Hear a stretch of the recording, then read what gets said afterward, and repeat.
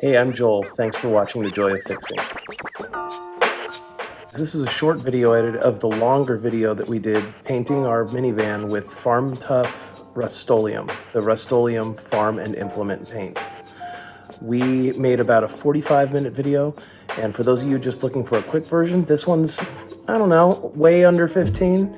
So there will be links at the end of the video to the longer version of the video that shows everything we did. Also, there's a link at the end of the video that shows you another video that I did that talks about every single supply you'll need to do this job and where to buy those supplies, and pictures to show you exactly what supplies they are. So that should be all the information that you need, and good luck. Here's the video. So what you're going to need is a car that looks like the paint just can't take it anymore. I know I couldn't take it anymore. We were sick of driving this thing around and having it be so many different colors and constantly just walking by and picking more flakes of it off. And we decided it was finally time. We went ahead and started sanding. We went with a pretty aggressive grid at first and worked our way down smaller. There was that video I mentioned earlier that'll tell you all the supplies that you will need to do this. We're just going to continue on sanding until we get down to where we have a smooth transition between the metal and the primer and the existing paint. Making sure all the possible edges that can scrape come off, trying to pick at them, trying to do anything we can to make sure we sanded anything else that would continue to flake off. As you can see, we're just sanding and sanding that back tailgate until we go. Eventually we'll pop the badges with some heat gun.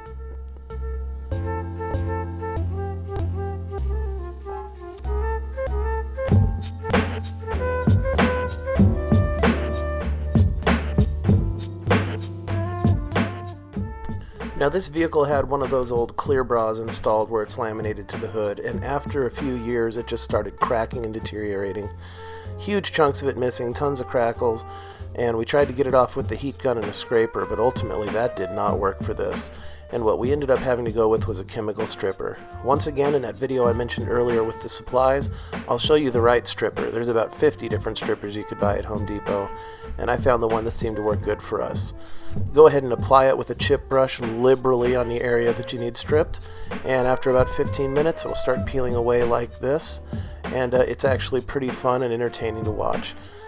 After that starts peeling up, you're going to go ahead and just get yourself a nice metal scraper edge like we'd talked about and start scraping away all of the peeled parts. I'd put down some cardboard or some paper just to make sure it's not everywhere, and keep scraping down and applying more thinner until you get it stripped as far as you want. And then once you wipe it all down and it dries up, go ahead and sand that area again. Sanding is a very important step, obviously.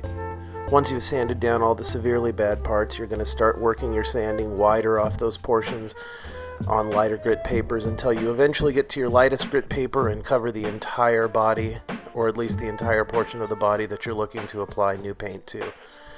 Now keep in mind we're using the Rustoleum Farm Tough, so this stuff bonds pretty darn good, and we didn't need it perfect. However, you do want to sand everything you've got there. We didn't need to primer with ours. The kind of application we were doing, it was going to bond just fine. It's meant to go straight over rusty metal, so we got it down to mostly not rusty metal, and that was going to be great. But like you can see here, we roughed the whole body up, even by hand with 400 paper, or with the orbital sander with like a 320. Just making sure everything is fully sanded and ready to go. Once everything was finally sanded, we decided to go inside. I've seen plenty of people do this outside. If you really don't care and you're just trying to get the car matching, go ahead and do it outside, whatever you want. We took it inside just to avoid some of the dust and pollen that was floating around, even though there were still tons of bugs in the garage. This would be a moment I'd like to ask you to please go ahead and help my channel, like, comment, and subscribe. Love to see comments, love to respond. Also, I'm going to be doing a lot of fix-it-yourself and do-it-yourself type videos, little life hacks. I'm trying to make this a very useful channel to people that maybe didn't have a dad growing up or just never took shop class. People like me that had to figure it out on their own have a lot of information to share, and I'd love to share it with you. So you can see I'm warming up the garage here. We wanted it warm enough so the metal was warm and the paint would stick just a little better. Having a good temperature to roll on really does matter. You don't want to do it in direct sunlight, the metal will be too hot, and you don't want it to be too cold. We went ahead and masked off all the windows, masked off the taillights, masked off the headlights, and masked off any other weird stuff we didn't want to get paint on. But ultimately, that's about as much masking as we cared to do. You're going to be able to get the rest of the stuff that gets on the glass off with razor blades or acetone. Here we are, Rustoleum Farm and Implement Paint. It was time to go and start mixing it up. I mixed a custom color, but the formula, I believe, is simple. Go ahead and put in however much paint you want. Figure out how much paint it was, and then add maybe 1 to 1.5% mineral spirits. Although the can says 5%, I like to go with 1 to 2%. Well, it's finally time to paint, and everybody's looking forward to that. So, here's the hood, here's the first coat. We started rolling on and just getting good coverage. Again, I like the 4-inch roller. Watch that other video with the supplies and instructions because it's going to tell you exactly why. But you can already see just how nice it is to start realizing that this car is going to be one color again for the first time in a very long time. We go ahead and roll that on, lifted the hood to make sure we're getting around the edges. Anything you can do to get into the edges and the creases of the body is going to just make that hold up better and not let the paint eat away at the edge. I'm going to leave this clip as long as it was in the original video because it's so nice to see the actual transformation. Now you can kind of still see what's going on under there, my old hood, the sanding spots, but going over it that second time with the roller is really what nails it. Put on a lot of paint. Don't be afraid to go thick, just don't go so thick that it's running everywhere. But give it a nice thick rollout. Don't go dry, don't wait until your paint is just barely squishing paint out. Put a lot of paint on there, and then go back over the whole thing like I'm about to do very quickly and rub out any of the bubbles, any of the imperfections, and just kind of smooth out your roller lines. And you're going to find that you have a really nice coating on the first time through. With the hoods, I suggest lifting out the wiper nozzles. Just take a little time there. It's one of the only body panels we really removed, and it was totally worth it. You can see there James just picked out a bug, and we rolled right over it. If you get any little bugs showing up while you're rolling, that is the time to go ahead and pull them out, because you can always just roll over it and you'll never see it was there. And as you can see, there's the first coat. It looks amazing. It was great. I love this Farm Tough paint. We're going to end up putting another coat or two on here because the hood takes a lot of abuse, but boy, you can see how great that is. Here's the shot real quick where you can realize maybe you got a couple bugs. That's the orange peely look that happens after the first coat, but this paint ceph level's pretty good. I was pretty excited about how nice it turned out. There was our little bug buddy. We ended up just picking him out with a razor blade and going over it with another coat, and you never saw it. So here we go with the back end. This was one of my favorite parts to paint, but I gotta be honest, the most gratifying part of this van to paint, other than the hood for me, and the roof of course, was this lower back body portion. But to do the back window, we had these big cracks between the window, and you're going to want to dab in there with a brush. I don't like the brush I'm using here in the video, but if you go ahead and watch that other video, it'll tell you exactly the brush I recommend for this. We're going to just continue painting here and getting everything to one color.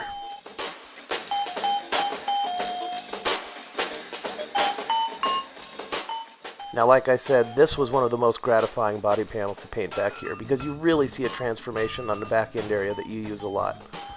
Getting all that color on there and rolling even. Going down under the edge, I'm not trying to get it perfect, I'm just trying to get it past where the eye sees it. I could care less what the underside of the car or the wheel wells look like. You can see how quickly that color transformation takes place. So much of this is sped up just to make this short version of the video so you don't have to watch the long one if you don't want to, but I do suggest you go watch the 45-minute version.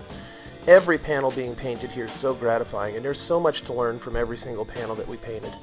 One of the biggest tips I can give you is the long foam rollers are awful. They will not paint faster, they will not cleanly cover wider passes, they are awkward and make the work actually take longer. Stick to the smaller foam rollers and the small plastic roller trays for best results. You aren't going to save time, it's not going to turn out better, it's worse, I promise. It is so horrible. Don't use the long foam rollers. Use the small 4-inch foam rollers. That's the biggest materials tip I can give you on this short version of the video. For the bigger tips and everything else you need to know, again, I suggest go watch the longer video and watch the video that tells you the process and the supplies list, and it will all make sense. Now you can see the roof here, how bad it was, and how quickly we get that good coverage on there. It's awesome. Now the hood has a second coat. Now the bumper's got another coat, and you can just see the improvement going on so quickly. This paint is fantastic. We eventually finally finished rolling out all the rest of the van and got a full coat on everything. It really started turning out awesome. What I want to remember to tell you to lift the hood and get the inside edge of the quarter panels if you're doing it. Here's that second coat on the hood, maybe third coat, but you can see the coverage is so good now, and you can't see any of the layer underneath it. Here's a shot of it that we brought in again. I wanted to slow this down and not speed the video up too quick. We have full coverage. You can see that the roller, once you've rolled out all the bubbles, is pretty nice and even, and this paint is still going to self-level as it dries. The coating's good. It's going to flash a lot if you don't put enough paint on your roller, so I'm telling you, don't be afraid to get a lot of paint on there. Just don't leave enough for it to run.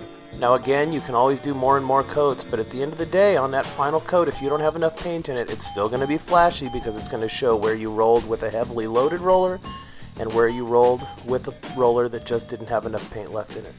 So here we are. It's starting to look really good. This was the end of the first day of painting, and you can just see how awesome it's starting to turn out. This was a place where we had finished on the final day, and James went to pull it out of the garage, and I had him move too far to the edge, and he scraped the wall.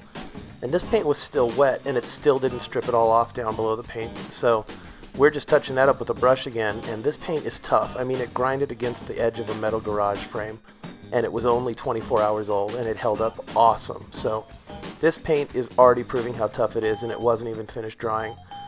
As you can see, that's about the finish right there. Not too orange peely, not too rough, really good.